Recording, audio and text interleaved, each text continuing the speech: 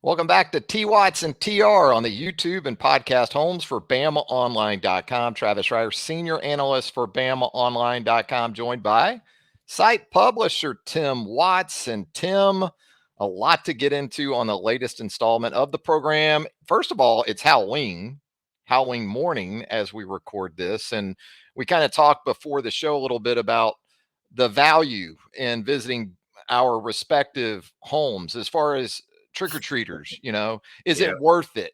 Are they going to have a spread that is worth our time? Do they live in areas where they're easily accessible? Because as a kid, as you'll recall, it's all about you're trying to get volume too. yeah, You like the quality, but it comes down to quantity.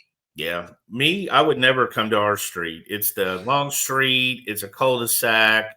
It's kind of dark. Bunch of old people like me, and also, the wife has bought candy 2 weeks ago, so I Ooh. picked through it pretty good. I've been trick or treating for 2 weeks. Six So weeks there's like I was those, approved. what are they called? Those dots that are just like things Oh that my! take out your Gotta crowns. call it permanent.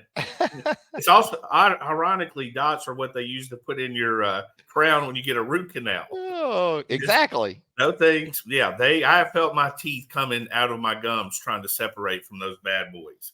And neither one of them are flavored, No, they're just fillings there. or Yeah. dots, and also candy corn, which, man, to me, just not worth it. Not worth the dental work that it's going to bring I with tell it. you what's good with candy corn, the mix. My wife has a mix of like nuts and fruit, not fruits, but nuts, tiny little pieces of chocolate, peanuts and stuff. It tastes really good together, but candy corn is the heroin equivalent of candy. It is just complete sugar. It is, and It's I like complete sugar. that candy corn is what I didn't mind the parents back in the day. My parents sort of robbing me of as they rifled through my bag. It was the Snickers and the Reese's peanut butter cups and some of those things. I don't know if you had one candy as a kid that you sort of cherished the most that was off limits to absolutely anyone. What one was that? Anything sour. It would have been those little tiny sweet tarts that come with three. Hmm. I am a sour. I don't really care as much for chocolate. That's kind of a chocolate doesn't go to candy. It falls into the dessert slot in Tim Watts's mind. So anything sweet tart. Skittles were close to a fight in the fence with my brothers.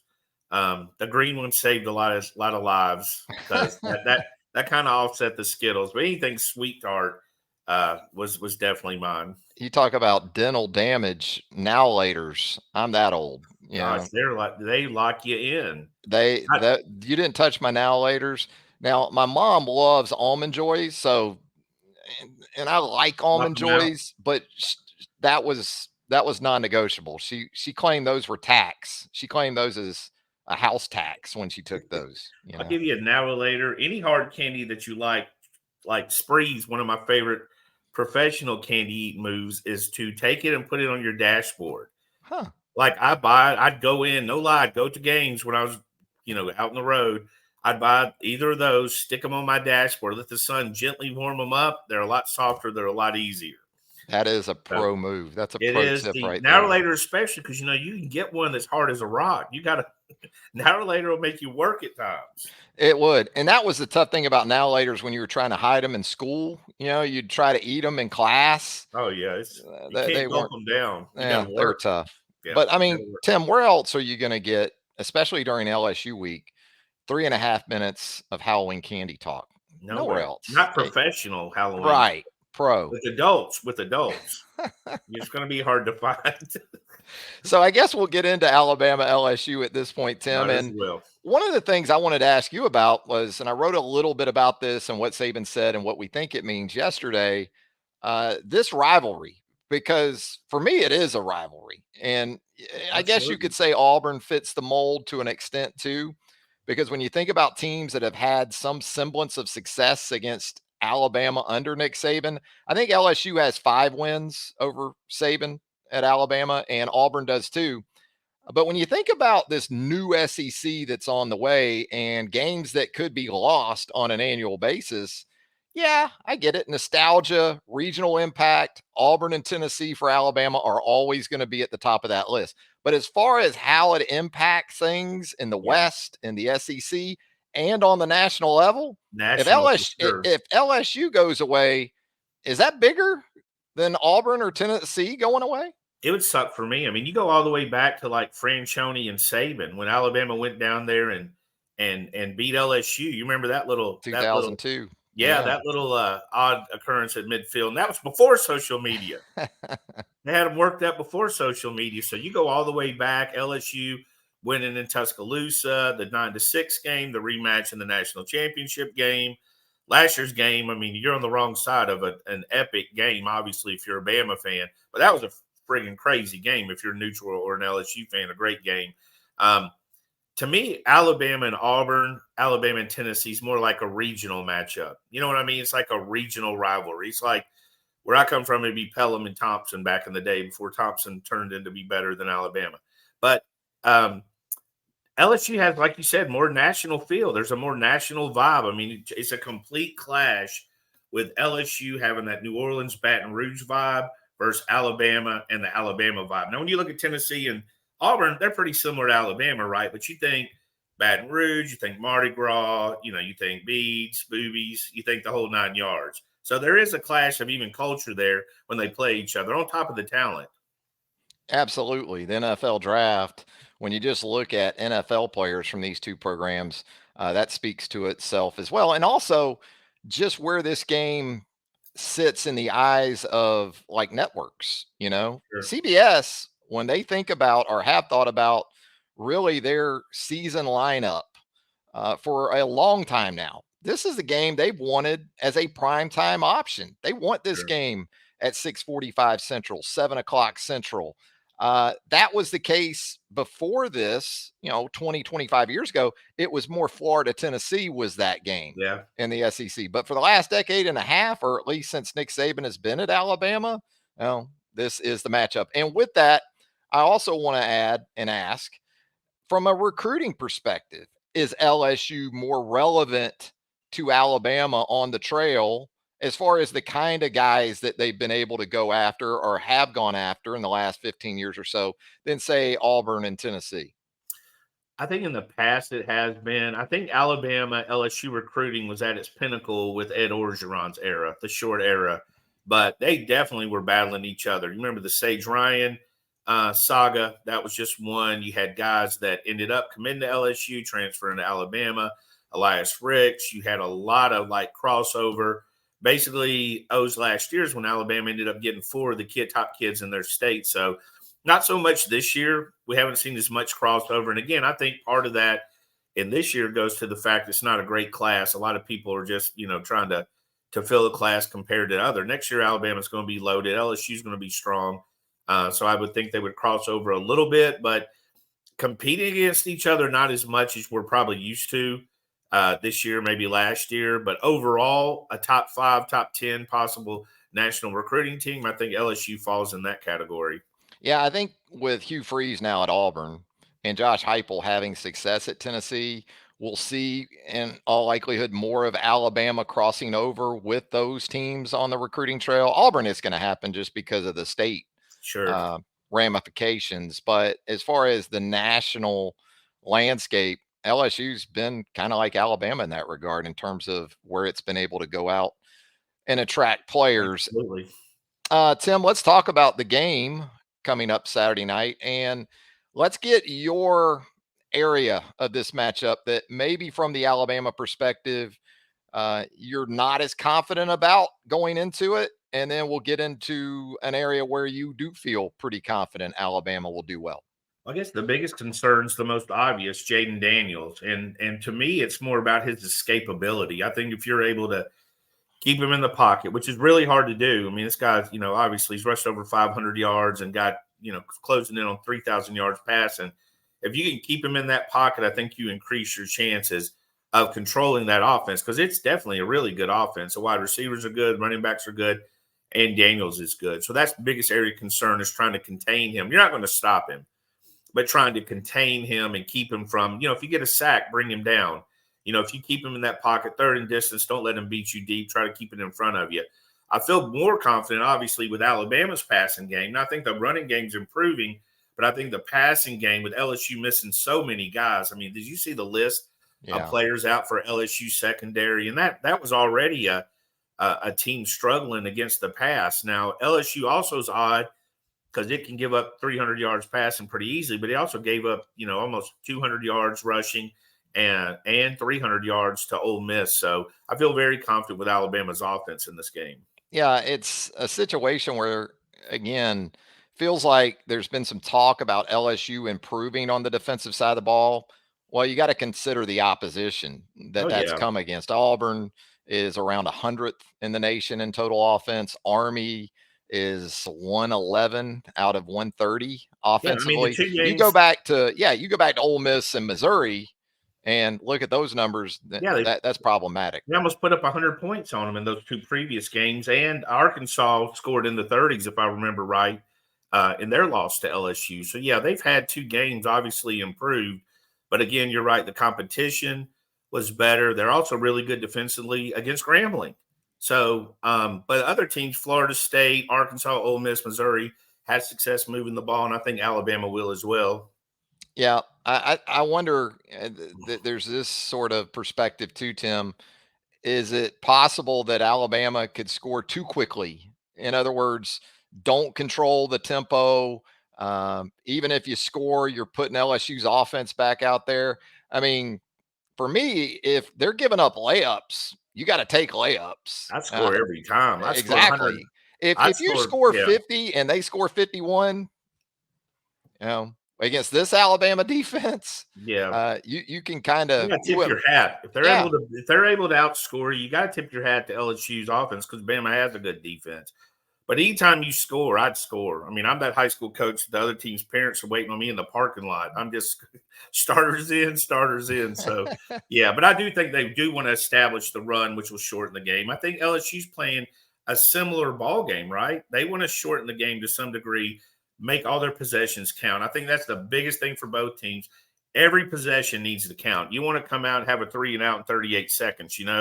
That's not going to do anybody any good on your sideline. So, very interesting matchup.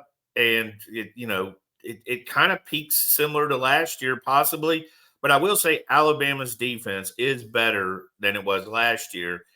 Alabama's offense isn't necessarily better, but it has potential to be as good as last year's. Now, when you say that about Alabama's defense, are you talking about in terms of just all around personnel quality? Are you talking about cohesiveness of the defense as compared to a year ago? Or is it maybe a little bit of both? Yeah, I think it's both. I mean, you look at these guys and you see how they handle stuff. Again, I've said you don't see their head down. You see them. You saw that defense. I think the defense, if you want to see what the defense is made of, I think you go back to that South Florida game. You want to see everybody, the defense was playing as hard as they could. Dallas Turner definitely was a leader, pushing people to do better. They had to be good in that game, oddly enough. So I think that's the character you're seeing with this defense. I think Kevin Steele brought a calming influence, being the grandfather or the uncle, whatever the players see him as. I also think Nick Saban's more involved over there. You saw the Terry and Arnold speech, Coach Saban yelling at him, which was the best speech in the world. One I've told my kids several times, don't worry about how I say it. I'm old and grumpy, and I'm not sure I like y'all. And so I'm going to yell, even if it's Merry Christmas, Happy Birthday. So just listen to the message. But you saw like the team on the field and how they rally around each other. And I do think they're more talented. I mean, Terry Arnold's a better football player. Justin's back on the defensive line. Tress Marshall's thrown in there. Can't tell me Jahad Campbell's not better. So, plus the transfer portals. I think it's a better team, and I think they have a better flow together. I agree. I think as much as anything in the game last year in Baton Rouge, just busts that Nick Saban alluded to on Monday in his news conference, just missed tackles, missed assignments, whether it was accountability for Daniels on designed runs or when he broke the pocket. Alabama busted some things in pass rush and against the zone read that they paid heavily for. And, I guess that's the concern this week too, is that you can do everything right from a from an execution perspective. But a guy like Jaden Daniels can still make you wrong, Yeah. right? You don't want to help him in any way if you're the defense. Like you said, you don't want to miss a tackle. You don't want to blow your coverage. You want to wrap him up and bring him down. He's a skinny guy, but he is strong. He's not an easy tackle. I mean, he's not a big, thick kid, but he's wiry. He move on. He's got some strength to him because he gets out of a lot of tackles. So you need to be grabbing those knees. You need to grab him low, wrap him up. It's going to be very much fundamentals bringing him down. And I think Alabama's better fundamentally than they were last year too. So I think both of these things can go hand in hand with what you're looking at.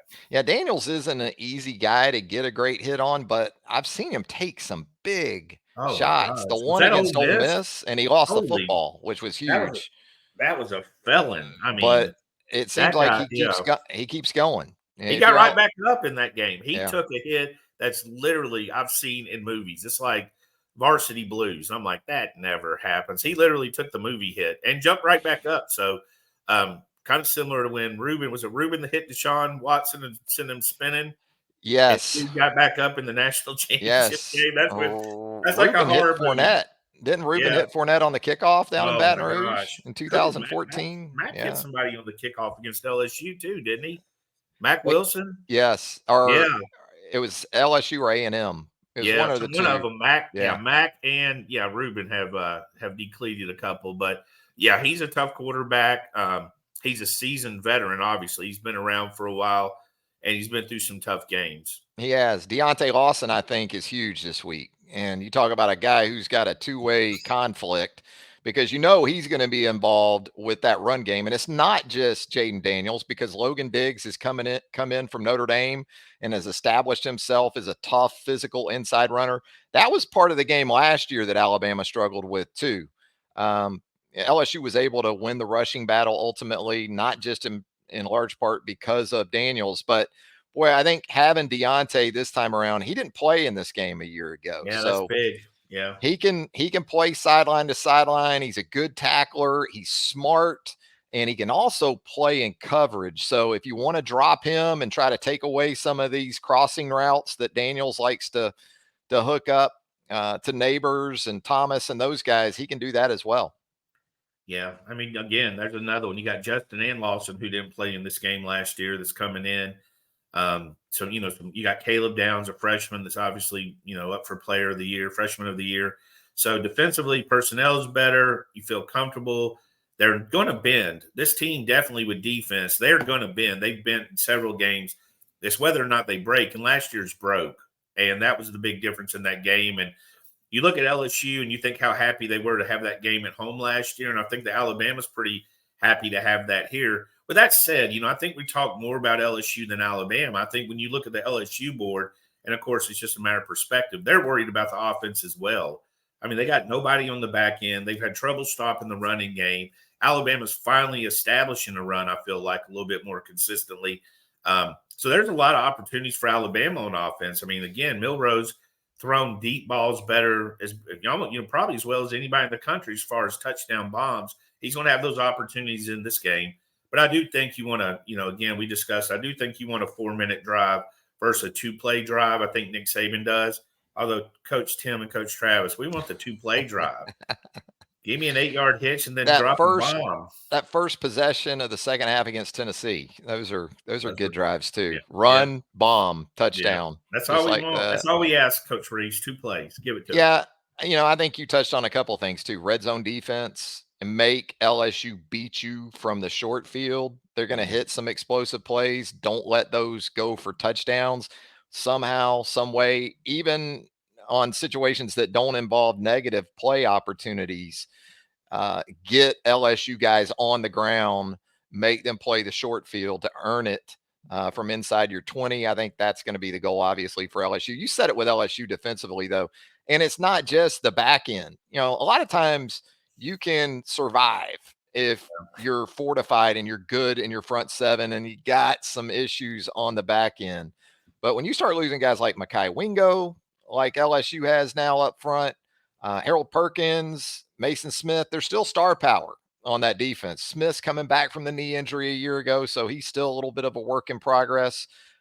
That's when things become especially problematic for a defense. But we talk about so many aspects of this game, Tim, and I know I'm more of a kicking game guy than you are. But that's another facet that could help Alabama with James Burnett, Will Reichard. Although, again, I think you want to see Will Reichard kicking more extra points and field goals. Yeah, I agree. I think with special teams, it's going to come down to Kool-Aid, right? The kickoffs are almost a wash in this day and age, right? I think Nick Saban will get bored and have Will Riker kick one short just to see the special teams coverage and get those guys some action. But I think it's going to come down to punt returns. I mean, again, I agree with every fan who's discussed this. It's not just you're not catching the ball, but what happens after you don't catch the ball? That's the extra yardage. You don't have to catch. I looked it up last year. He's averaging 14, 15 yards a punt. He had a good first game this year. Just since then, he hasn't really caught the ball. Just catch it, field it, And I have faith that a couple of weeks that maybe mentally they've talked to Kool-Aid and worked on that because the guy's a talented punt returner, right? I mean, the guy's had, he's a physical guy and all that stuff to catch the ball, put it in place, and at least not give up that extra yardage. Yeah, that's an area where it's already hard enough to play defense against an offense like LSU. What you really don't want to do is turn the ball over, and especially turn it over on your end where LSU doesn't have to work as hard again to earn it in this game. So, Tim, when we look at it from a total points needed to win, what would you put this at for Alabama in terms of a score? I'm not asking for your exact score because we'll have that at BamaOnline.com, courtesy of Clint Lamb on Thursday. I think some people think with this LSU offense, with the designation already of it being an all-timer, Alabama going to need to score 34, 35 plus, in your opinion, to get home? I think Alabama can score 38 to 41 in this game. Whether they need to or not, I don't know. Every time we predict something, it usually ends up the opposite. I mean, this could very well be a 9-6 game. No, I'm just kidding. It will not. It will not be. It'll be 9-6 game and the third possession.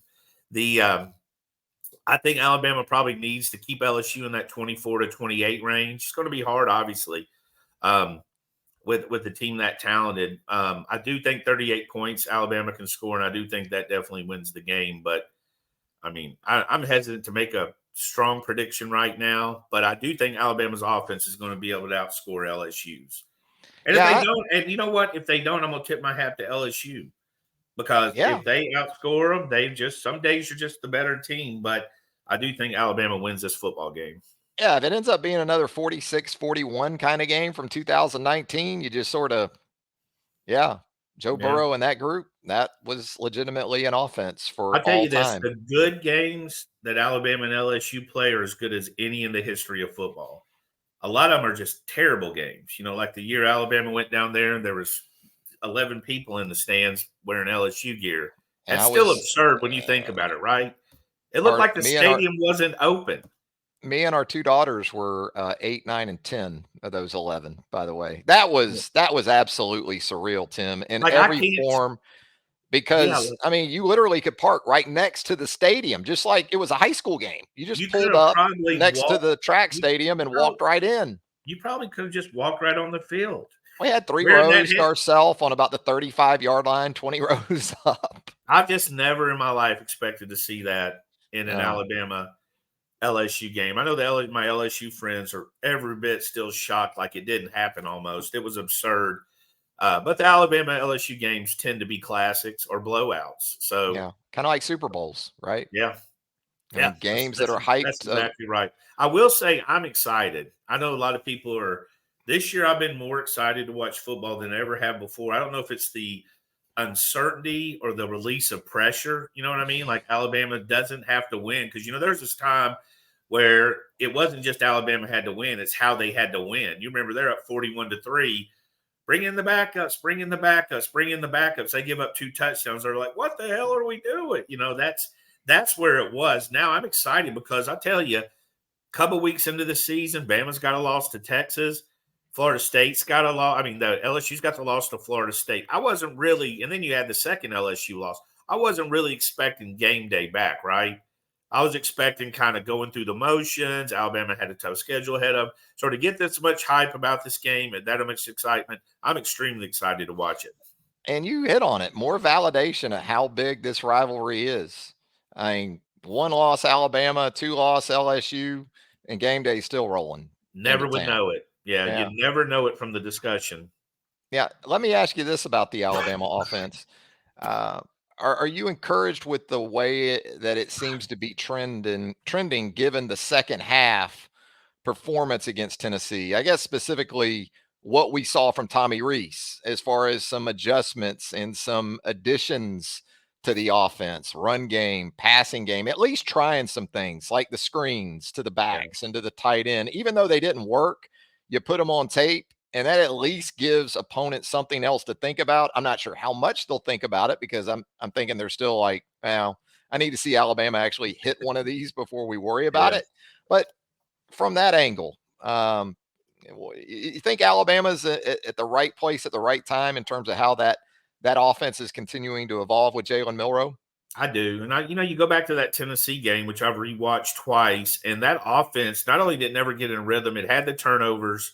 You're talking like, that's completely flipping the field, obviously. Defense played so well in that half, considering they gave it the points, but they had the big fourth down stop. Alabama had a position. The tipped pass, I've watched that interception. I don't know what happened. I don't know if it hit Burton's hands. I know it was a little underthrown. It was almost impossible pass.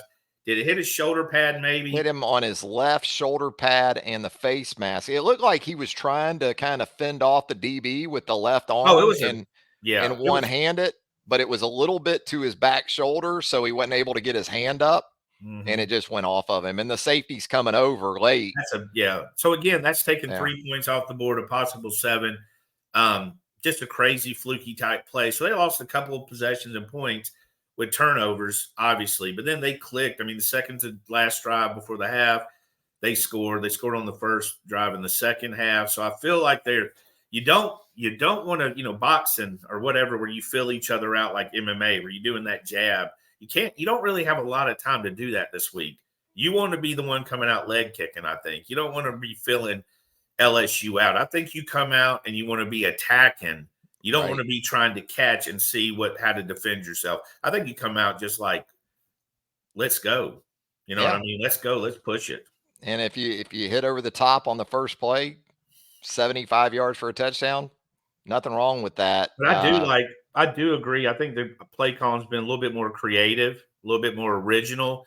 And, I said this early in the season, but when you've got a team, you got a first-year offensive coordinator, you got a first-year starting quarterback, there's got to be a little bit of blending together and figuring each other out. And I said this before, and I'm not being funny, but Notre Dame never really had like I don't know if Tommy Rees has ever really coached a guy like Jalen Milroe. I'm not sure many of the coaches have, you know what I mean, who can be so great on one play and then so frustrated on another play. So I think for Tommy Rees, who's a young offensive coordinator, he's working that in, finding out the strengths. And there's plays he called where Jalen just straight missed a throw. You know what I mean? He missed a couple in that game in that Tennessee where I don't know if he doesn't step in his throw. I don't know if he finished his throw, but it just sells. He threw one to Burton on the sideline.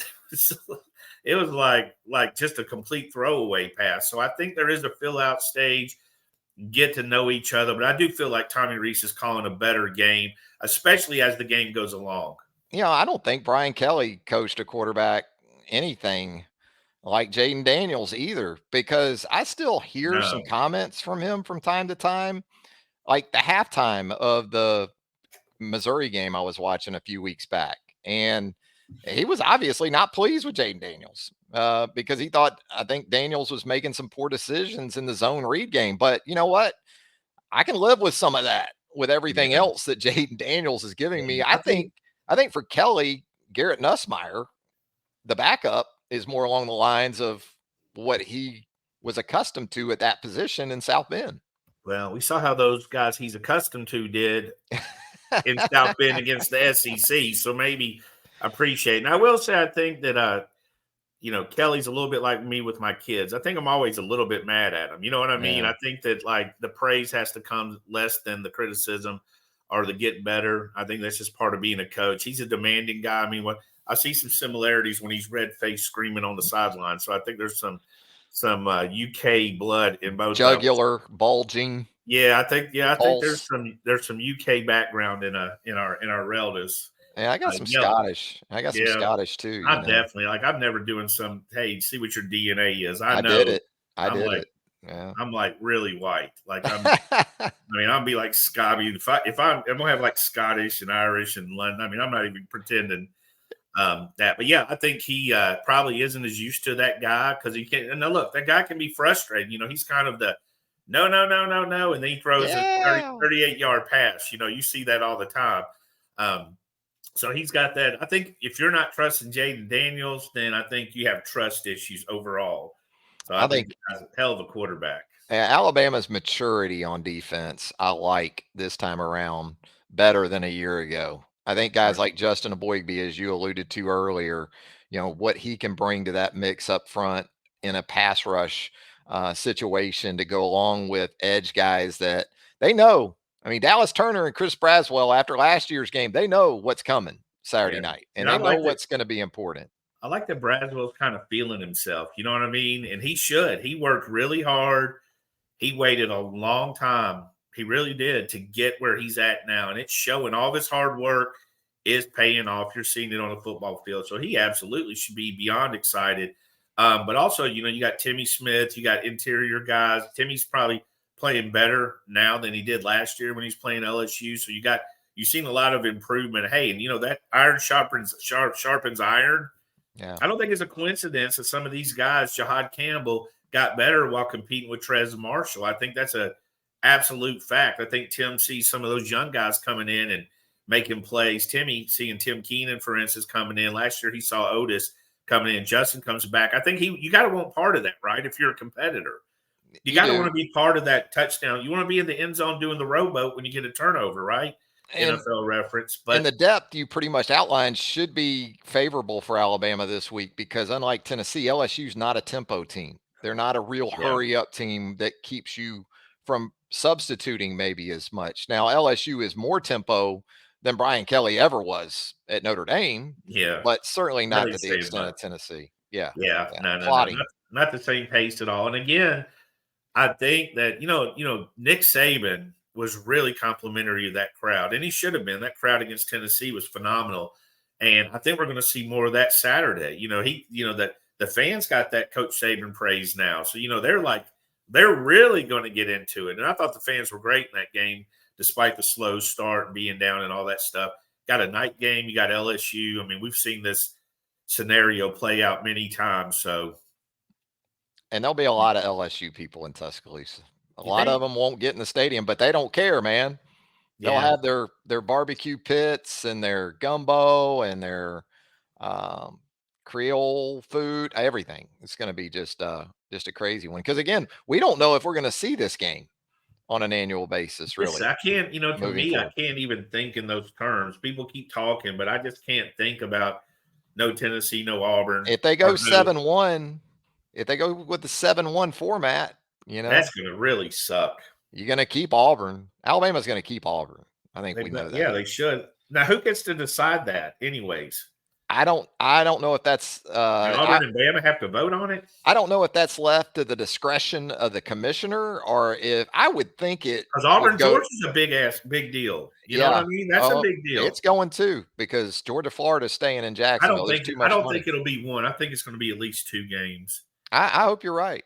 But I think it's gonna. I'm sure it's going to come down to the schools. In some form or fashion. What do the coaches want? Have they had any opinion on it?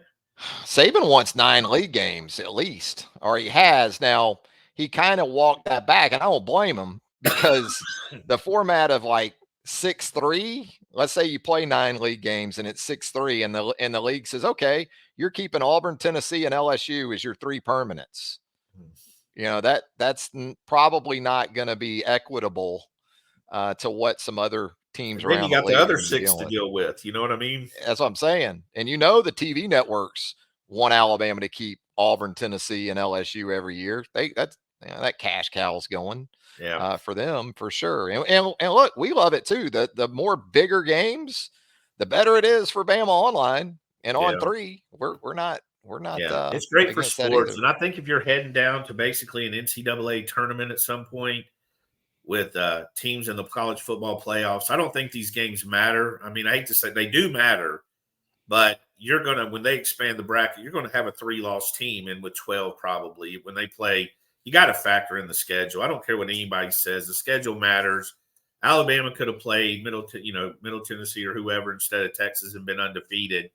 Obviously, LSU played FSU. They could have took an easier route and had a 1-loss team. So I don't know how you hold it against teams for being competitive. So it's sports. It's supposed to be competitive. Yeah. You're not supposed to be trying to milk your way into the top 10. Yeah, competitive balance. Those are the two words that you'll hear a lot when this gets more into our immediate horizon there. Hey, you mentioned the NCAA tournament. Let's shift gears. Let's talk some Alabama men's hoops. The Crimson Tide traveled to Wake Forest over the weekend, fell to the Demon Deacons after a really impressive opening half, Tim. Two preseason losses for Alabama, one to TCU, a good TCU team in Birmingham, and then the latest to a good Wake Forest team on the road. What's your level of concern, if any, for this team after those two performances, and what's some things you're encouraged by? Yeah, based on that, I don't have any concerns, to be honest. I don't think it matters any more than preseason NBA or the NFL preseason. I mean, Sam Walters played 14, 15 minutes in that game. Obviously, could have played more. He's got more of that. First half was phenomenal. It's kind of keeping up with it. Mr. Charlie Potter posted a link. I was following it. They couldn't miss a shot. They had 8 steals. It's causing a lot of turnovers doing that. Second half, couldn't buy a bucket.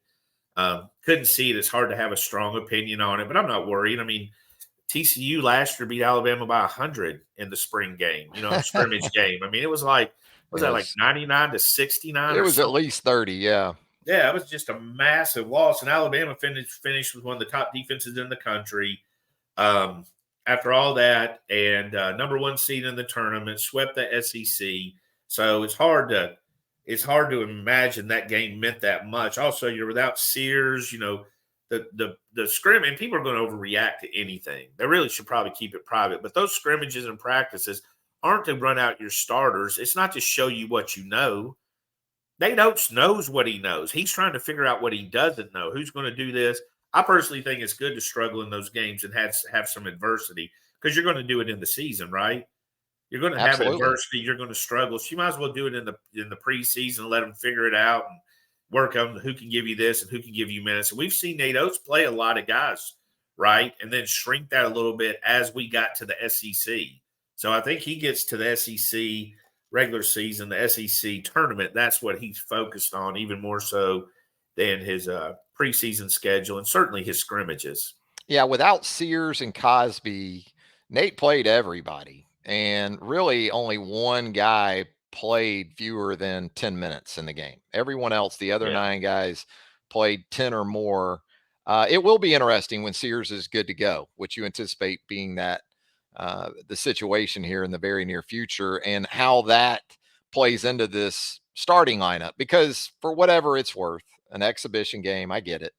Your starters against Wake Forest, you had 3 guys that were 6'10, 6'11 ish on the floor for Alabama. You had a couple of true guards in Ryland Griffin and Aaron Estrada, who looks like he's going to be a Yeah. blast to watch play. Yeah. I would think, it would be more of a true 3-guard look. Tim, would you? Although, Yeah. Jaron Stevenson and the versatility you've got with Grant Nelson too, that frees you up to go pretty big and still remain skilled. Yeah. But turnovers were certainly a problem there. Yeah. You In got the to second half. protect the basketball. You're going to shoot free throws better than you probably do right now.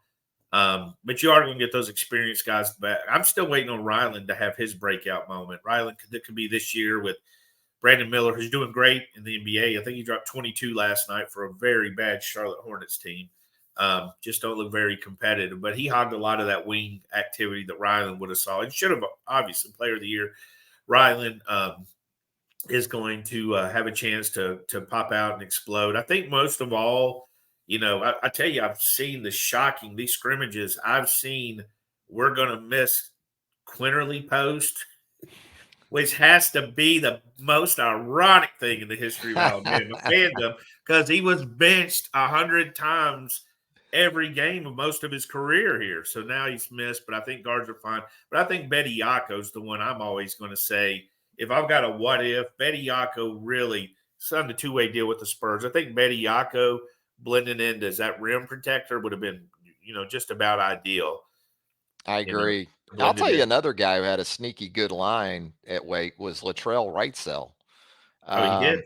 Yeah. 28 and a half minutes on the floor, 8 points, 4 rebounds, 4 assists, just 1 turnover, a couple of steals. So, as much as we'll talk about the first 4, 5, 6 guys on this team going into the season, Sam Walters, Wrightsell, some things to like from a depth perspective too when you look ahead for this group. Tim, you ready to jump in the mailbag, or you got anything else you want to add on the hoops front? No, that's it. That's it. That'll do it. Didn't see the scrimmage, so I don't have a strong. I know. That's what makes it a little difficult, right? That doesn't make it difficult for everybody. I got some people, Stevie Wonder's breaking that game down amazingly. Some of these cats got progressive lenses, that they can see. They can literally see Now, we stuff. did have a couple posters. Larson McCord, I think he was that there. went to the game. Had a great breakdown, much appreciated, because we could not see it, but he did, and the dedication to go. Respect. Oh so, yeah. Absolutely. All right, let's go to the mailbag. Let's see. All right, let's check in with Craig 316 here in the mailbag. He says he's got a two-parter. The defense looks drastically improved over the last few years. What has Steele done to improve it, and has it changed so much that the film of our scheme against them last year will be of little benefit to LSU's coaches in preparation for this year's game? I think we talked about it earlier. Personnel still really good. I think maturation, and this sounds funny because you think about all the players Alabama lost in the back end of its defense from a year ago, but Terrion Arnold taking another step. Malachi, when he's been healthy, has been better. Really Kool-Aid, obviously. So that's 3 of the 5 primary positions. And then you add a mature beyond his years guy in Caleb Downs at one of those safety spots. And I think it extends too to the front 7, Tim. And the transfer portal additions have been very solid, I would say. But guys like Tim Keenan, he's not a true freshman. He's been around a few years. It was time for Tim Keenan to take another step, right? It was certainly time for Tim Smith to take another step. Dallas, I think, has done that. Chris Braswell has certainly done that. That's sort of what it goes back to for me. Yeah, I think when you look, I don't think last year's film is going to be much use to LSU, but they got plenty of film this year. But I mean, when you look at the impact, not just the players, but the impact, as you said, Caleb Downs wasn't on last year's team. Deontay Lawson didn't play in the game. Jalen Key wasn't even on the team. Terrion Arnold's much improved. Trez Marshall wasn't on the Jahad Campbell, Trez Marshall, Lawson. There's a lot of guys they didn't get to experience. Braswell's better too. So last year's film doesn't do a whole lot for them. They got plenty of film this year. They know what's coming. I think Brian Kelly's a smart guy. He knows what's coming. It's coming off the edge and it's coming fast. They got to protect that. They have pretty good tackles, I understand. Good tackles. Yeah. So that wins there. But then that's going to free up some linebackers that have to make plays. Again, I've said it all year. I feel like Trez Marshall doesn't get home a lot, but he's pressuring that quarterback a lot more. He's rushing some throws. You got Jahad Campbell, who had a great – it's his game against Tennessee. If it's much more appreciated if you go back and just focus on Jahad, I think, which I did, especially in the second half. He was good. So I don't think the film helps from last year, but they got plenty of film this year. I don't know. Matchup. Yeah, I don't know how much true blitzing Alabama will do in the game Saturday night. In other words, I'm not sure how often they'll bring 5, 6, or even more to Jaden Daniels. But I think they will bring some simulated pressures where they rush just 4, but it's a different look a lot of times. One time, here comes the corner from the boundary. Yeah. One time, here comes the star, but then they drop. So if you don't like these outside linebackers dropping into zone, you may not like some of what you see on Saturday night. And certainly that leaves you exposed at times to matchups that aren't very good. It happened to Alabama in this game last year. It happened against Tennessee with Squirrel White. Although I will say this, Chris Braswell was in pretty damn good coverage for a 255-pound guy running with a slot I receiver. thought it But was amazing. I think that will be I'll tell you this, that play will be a play NFL scouts are going to lose their mind over, in my opinion. I think that's as much of a selling point as any other play he's going to have this year. Squirrel Wright's fast. yeah, They don't call you squirrel because you're slow. You know what I mean? You're either crazy and throw rocks at everybody, or you're fast as crap when your name's Squirrel. So I yeah, know he's he's fast. not Turtle. No, Right? absolutely, yeah, absolutely. And it was a heck of a throw and a great catch. So it Yeah. wasn't like Braswell was toast. So yeah, but I agree. You got Malachi, Caleb, guys that could come on blitz. Also, this is a game Kevin Steele has been like scheming for a little bit the whole time. I think that he's a guy that knows you don't really not scheme for anybody, but you put in special plays in certain situations. Like you're not doing the same thing against Middle Tennessee State that you're doing against LSU. You know, you're not doing the same thing against Grambling that you're doing against Texas. So I think there's stuff they'll be working in we haven't seen this year. But I do say the basics of what they're doing have been working really well. So you don't want to go too far from it. Beach Tide checking in here in the roundtable mailbag. How do you guys think Bama's offense should handle Harold Perkins in the running game? Attack him, run right at him, run away from him, run some option at him as read key? What do you think, Tim? How are you going about Harold Perkins, maybe with an emphasis on when Alabama runs the ball? I mean, I think you want to get a guard or an interior guy on him at that second level. Now he's going to attack, and the thing about Perkins is like he's at his best going forward. You know, he's an attack guy. He's a sick 'em, find ball, get ball kind of guy. So, but he's not a huge guy. He's fast. You can get a helmet on him. And Jace isn't easy to tackle. I mean, Jace isn't with a head of steam coming through a hole. He's not a guy that's going to fall down. You're going to lay some lumber yourself to get him. So I don't think they attack him any different than they do, say, the Aggies had a great, linebacking core, in my opinion. They had one of the best linebackers in the country. So I think you attack them the same way you would them. I mean, it's the SEC. Most of them have pretty good backers with the teams we play. Texas had some good guys as well. Texas did. Yeah, I think first and foremost, you got to identify where he is because he will move around in that defensive front seven. So I think if he's at the edge and you can run some of the pulling stuff that we've seen with, say, Jaden Roberts and some other guys, the tight ends, tackles that Alabama has done that with more so in the last couple of games. See if he'll set an edge against that type of stuff. Occupy him with that kind of stuff. Make him earn the right to rush the passer. Don't make it easy on him. Make him play both aspects. And yeah, running the football is a part of that. I don't know if it's a big jet sweep week if you're thinking about to his side, but it could be a way that you could at least give him something to think about and keep him a little more honest than, as you said, Tim, being able to just get straight downhill and run. Yeah, Harold's that guy. You can't really run from him. You know what I mean? He's that bully in school who's faster than you. You got to fight him at some point. He likes that more, actually, probably. Yeah, he's going to chase you. Yeah, he's fast. He's aggressive. He's a big hitter and all that stuff. So there's no need trying to run for him. You can run at him and see what you got. Jason's a big fella. You know what I mean? He can move the crowd a little bit himself. Bama Lou here. Offense remains puzzling to me, Bama Lou says. I thought the tight ends would play a more dominant role. Is this a temporary delay, lack of personnel, or a design change? I think there's probably a number of factors that go into it. What areas of the field has the passing game been most consistent, Tim? Deeper, right? Oh yeah, absolutely.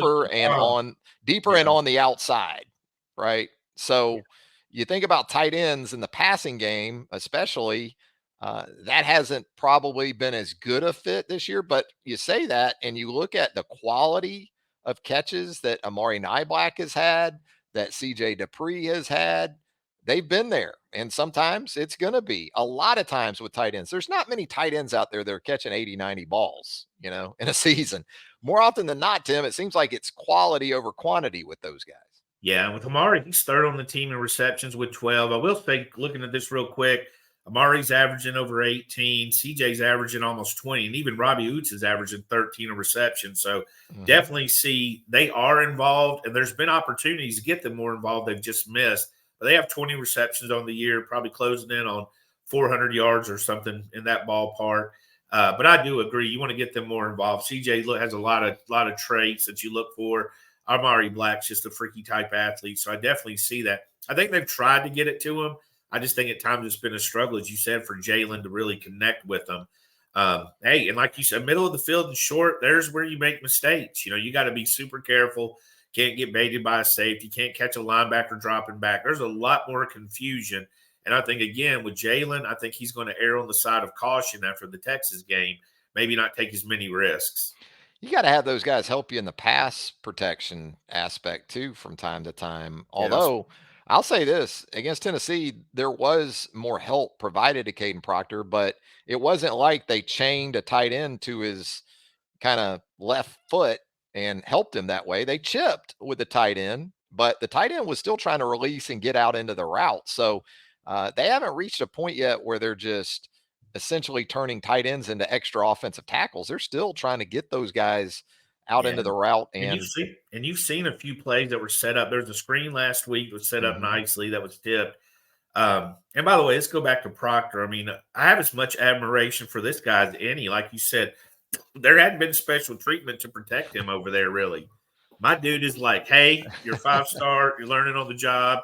Here, here's your work belt. Go build a house. So he seems to be improving every week. Another big challenge this week. But back to the tight ends, I agree. There's plays there, I think, that you could connect on. I'm not sure Jalen's always comfortable with them. And tight ends a lot of times are check down options. And that's not something Jalen, at this point anyway, has maximized his potential within, whether it's tight ends or backs for that matter. But again, how you go about dealing with Harold Perkins, as we talked about earlier, will tie in all likelihood to the tight ends this week and what they're able to do in passing situations. Wobro here in the round table. Special teams and field position will be big factors in this game. Do you guys still think Kool-Aid is returning punts or someone else? That lost yardage hasn't made Alabama pay yet. You talked a little bit about this earlier, Tim, but you going to make a call on that one? I got a sense he's staying back there at least for another week. I think he was back there for a reason. I think he was back there for a reason, and I think he'll stay back there for that same reason. I think Nick Saban trusts him. Now, I get he's had a few bad games, and I can't explain it. I mean, people think Kool-Aid's not a scary kind of guy. He was the guy when he was in high school, he was dunking in traffic. He lived above the rim. When he played football, he was offensive, defensive guy. He'll stick his head in there. Now, I will say, I think we said this before, it's kind of like, I think punt returns are kind of like, you can be like a second baseman or a kicker. He might have the yips a little bit, not trust himself. If he doesn't trust himself, he shouldn't be back there. I think that's pretty obvious. But if he does, he's had 2 weeks to kind of really see it, because I think it was a little bit of a problem leading up to the Tennessee game. But after the Tennessee game, I think everybody, because you saw Nick Saban be demonstrative for the first time on the sideline. I think now everybody's like, what the hell?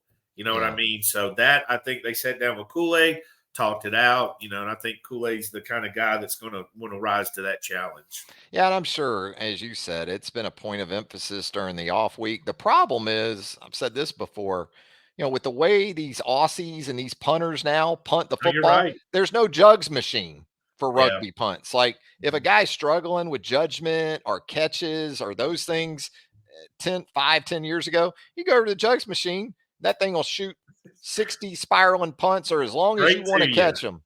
Like and Nick talked about this too after the Tennessee game. It's hard to simulate the way these guys punt the ball now. Now, Burnup has some of that background, but Burnup has actually evolved into more of a traditional style punter with the ball, more of a spiraling punt than rugby. So, or Australian rules, whatever it is. I agree, but I think that last punt's the one that sold it to me. He was definitely in position to catch that ball and chose not to. I think that's what sold it. But you're right. I went back and looked at some of this stuff, and some of the punters, devious little people that y'all are, were talking about how they kicked it to spin it and all. I think you start far back and come up. That's what I would guess. I don't know. That's probably oversimplifying it, but that's one way to catch a ball off of bounds, catch it in the air, and come up on it. Because you're right. If you're in the air trying to catch a ball curving, you don't want to be reaching up to catch you don't want to reach up and catch the punt. So you want to be comfortably under it. Poof. Yeah, but Wobro's right about field position. I mean, if you have to punt the ball this week or you have to cover a kickoff, you need to do it well, because especially for Alabama in dealing with that LSU offense, you want to keep those cats on as long a field as you possibly can. Tim, before we get out of here, I know you're excited because your NBA has cranked up. I haven't watched an out of this World Series. It to me, it has all the allure of a spring training matchup in Arizona. You know, the Rangers and the Diamondbacks. But what about James Harden now? We've learned Yeah, headed it's back to LA, out to the West Coast. boy, the NBA's just got like crazy with itself. I saw LaMelo Ball signed a 5-year, $260 million contract. I just don't get like that's probably going to be. I got to check, but that's probably more than LeBron makes. It's Man, absurd to me. Like how and Zion got that big deal a while back, and I'm like, I don't understand how was he making more than say Anthony Davis, who is a 7 or 8 time All Star. I mean, they're paying you in advance for what they think you're going to be. But Harding is a classic example. Got paid. I loved Harden's game early on, but dude, this guy's going. We're not going to remember him if something doesn't change. We won't remember him 5 years after he retired. I mean, I yeah. know people are now going to say I'm crazy for saying that, but we won't. We never do. We're not. Well, We're not going to remember that. He's not going to have any you're remembered for championships. what in any sport, really? Postseason play, Yeah, right? that's what I was going to say. He's going to have no championships. He's played on some good teams. He's dismantled numerous teams. With this, I think he's a guy that he doesn't look. I don't want to. NBA players shouldn't have my body build. And James and I seem to be on the same diet, although I don't really do the strip clubs like he probably does. He Yeah. seems to be a nightclub guy. So yeah, Woj. How about Woj dropping into like 2 a.m. Woj He bomb sleeps on with his Twitter? phone. Well, Yeah, they he's weren't got really that. asleep out in the West Coast, but I like the trade for the for Joel Embiid and the Sixers because they were getting nothing out of James Harden. Yeah, What I they want were. to know what happened between that Morey and James Harden because they were they had a bromance, and dude, it broke up bad. Yeah, it So, did. but the It World was. Series, I like the World Series because Yeah, if that owner was Taylor Swift, he'd write a song about that one, yeah, you know? oh man, But, Taylor yeah, Swift, it's that time of year, man. We got that confluence, Alabama basketball about to crank up here in a week in less than a week or so, and yeah, boy, a great time to be at BamaOnline.com. Fresh from Maine, who, by the way, Tim Watts yes. with some excellent recommendations for that trip last week. We're both, Maine people. We don't say lobster, but we like Maine a I'm lot. telling you, if you go to Maine, and I think Vermont's the same from what you sent me and I've read, but Maine especially, if you go there during the right time of year, I think you'll love it. I don't think there's an option even for the most hateful people to say they hate Maine because it's got a little bit of everything. It's Mhm. got the country, it's got the woods, it's got the beach, it's got the high class, the low class, it's got everything mixed together. But I will tell you, I'm a huge Stephen King fan, and those winters sound friggin' brutal, Not good. especially those islands off the coast. It sounds like brutal. And I've seen a few movies. I mean, it's not from, but go in the right time. Travis went at a great time last week.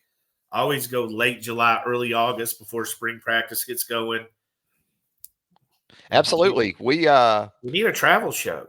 We Yeah, need a we travel do. show. We're gonna do a travel show. I'd We'll like y'all to let us know if you'd listen to our BOL yeah. travel show. Yeah. T Watts and TR Travel Edition. Now, when we were in our 20s, it would have been us describing repeated trips to Panama City. But we reverse described. We'd have our airbrush shirts on. Yes, matching. Now, and we throw in New POL. Orleans. We throw in New Orleans every now and then. Maybe Chattanooga Pigeon Forge. That's when you knew we Yeah, evolved, when we yes, graduated from PCB to New Orleans. That was a big yes. step for Well, us. my first maturity step literally probably was travel. This is not even a lie. Was Panama City Beach to Destin, Yeah. where my wife would make me go. And I'm that guy that's like, That's when you're getting old. yeah, Yeah. she's some of the best beaches in the world are in Destin. I'm like, I Yeah. can't be there. I Just know don't it. let her put that 30A sticker on the back of your car. No, that's We never do that. happened. All right. It's Destin and 38. They're two different, right? Yeah, they are, I think, but it's all the same to me. I mean, it's beautiful, but Yeah, yeah. it's Yeah, Destin. yeah, I it just go is. to Destin. It's Absolutely. Destin. Yeah, I go to Destin. Well, that ought to do it for the latest edition of T Watts and TR here on the YouTube and podcast homes for BamaOnline.com. Tim, always fun, my man. Looking forward to discussing how the game went next week No and how shortage the of Halloween topics. candy turned out. Are you Oh, dressing up? yes. Do y'all dress up? We're doing a get together. We're going to do the traditional chili, cornbread, Yeah. those type of things. I don't think we're dressing up, but we may have some guests that do. And if they do, I'm down. Good. My kids ended Knock up yourself dressing. out. My kids have gotten older, and they ended up saying they weren't dressing up, then they did. And the boy, did you ever see the show Arrested Development? Yeah.